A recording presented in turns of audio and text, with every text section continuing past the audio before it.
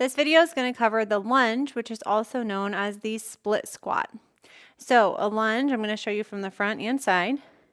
You want about 2 to 3 feet between your feet. Everyone's going to be different on their stance. You want a little bit of space between each foot, and then you're going to go down and up, aiming for a 90-degree angle with your front knee and your back knee. So you'll be able to see the angles on the side view.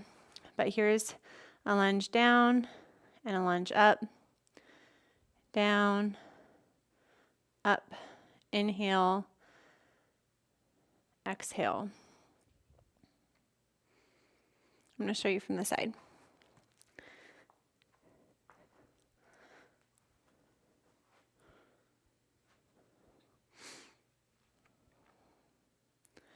Again, you're always engaging your core. So you see the 90 degree at my knees. That's the goal. Let's go over some common errors. The first common error is too long of a stance. So if you're stretching way out trying to do lunges, that's going to not be as effective for your muscles. You might strain that hip flexor, and you're just going to be less stable. So speaking of stability, another common error is when your stance is too narrow. You don't want to be in tandem stance, which is like this. This is tandem from a balance perspective. You want space between your feet. So you don't want a ton of space, right? But 4 to 6 inches probably. So a common error is when someone's foot is directly behind the other and then they're wobbling all over the place trying to squat. So have a little bit of space between your feet. Another error is too much weight in the front foot or the back foot. We want equal weight distribution, probably more, maybe not quite equal, maybe a little bit more in that front foot, but there should be some in the back foot. Just straight down, straight up. I want you to watch this front knee because this is another error that I see, is similar to the squats, the knee not tracking with the foot. So this is incorrect. That knee kind of crossing over puts too much strain. So keep the knee in front of the toe. Also, same thing with the squat. You don't want your knee to go in front of your toe. This is not a squat. This is not a lunge, I should say. It's a weird lunge, and it puts too much strain on the front of your knee. So if you pretend like there's a plumb line connecting you to the ceiling, that's a good way to think about just going straight down and straight up, not forward and backward. So we don't really want that trunk movement during a lunge. Straight down, straight up. That knee is staying behind the toe, not going in front of the toe. All right, those would be the common errors. Let's talk about how to make it easier. The first one is going to be reducing the range of motion, shortening the stance, and widening the stance. So maybe instead of this type of stance here, you have a little bit shorter, a little bit wider, and you're not going down as far, like that. A little mini lunge. Okay. Of course, you can have hand support. Again, I like using the kitchen sink, so you would be sideways to the kitchen sink, or if you want to have a chair. This is a really nice one because some people just struggle with balance in this position. And having a little bit of arm support for balance can help you focus on your leg muscles more than the balance issue. So just like that is great. But again, a chair can be a little bit wobbly, so anytime you're using a chair for balance, be careful. All right, let's talk about how to make lunges harder.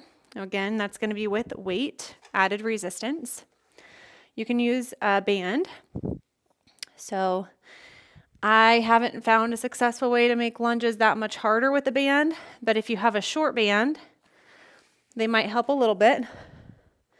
You just put it right around your knees, and you can do a more dynamic movement here, kind of alternating lunges backwards.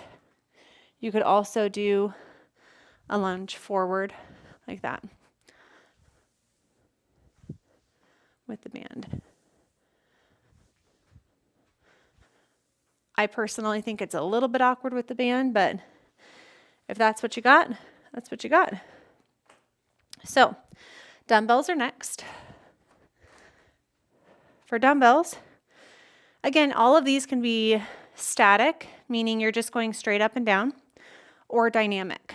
So if we're going straight up and down, it looks like this. And the side view.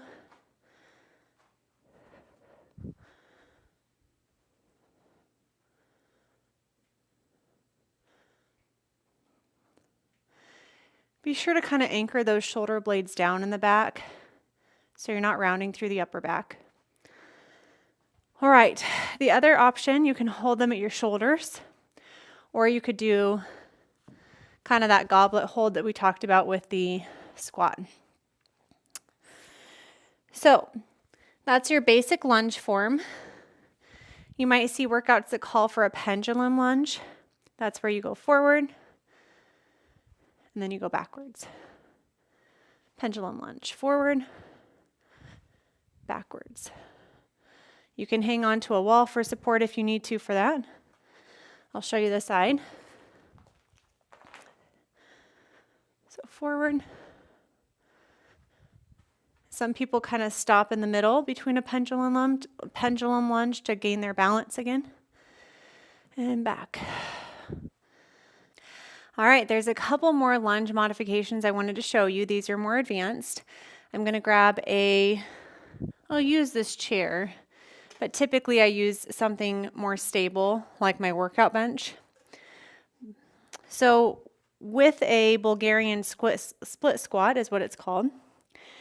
You put your back foot up on the chair or the bench, preferably, something stable. And you go down and up. And this really biases the glutes, the quads. It makes it a lot harder on that front leg, obviously. So I'll show you the side view for that Bulgarian split squat. If you're going to add weights to this one, I typically recommend dumbbells.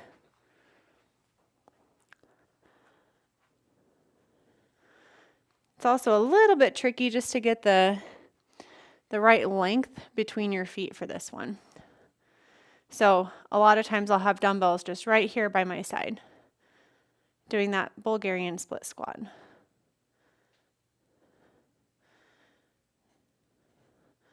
Okay. The last modification is a curtsy lunge. This targets your inner thighs a little bit more. And you just go down like a little curtsy. So you might see these in different workout regimens as well. You can have weights, you can have one dumbbell in the middle or two dumbbells down by the side. So that's a curtsy lunge. Again, it biases more your inner thigh. Another way that you can make lunges harder is by doing jumping lunges. This is an advanced move. I don't recommend it unless you have a lot of lunge experience, but it's one of my go-tos for a high-intensity interval training style workout. So you're just doing lunges and you're jumping back and forth between legs.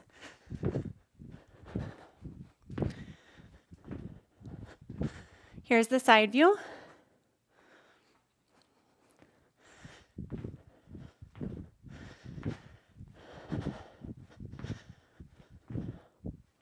Lastly is the bar apparatus. So I'm going to take that out.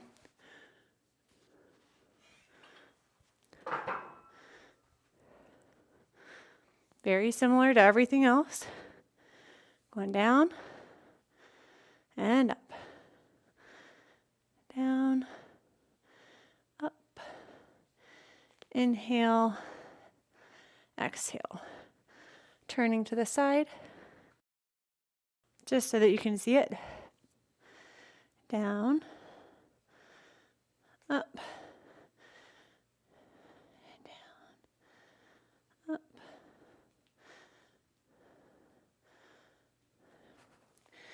Now, for the lunges, for the squats, there's also a front grip like this. This is just a little bit more advanced. and definitely puts more strain on your wrists. So I typically recommend the back hold like that. It's a little bit safer and more comfortable. All right, if you have any questions on lunges, please let me know.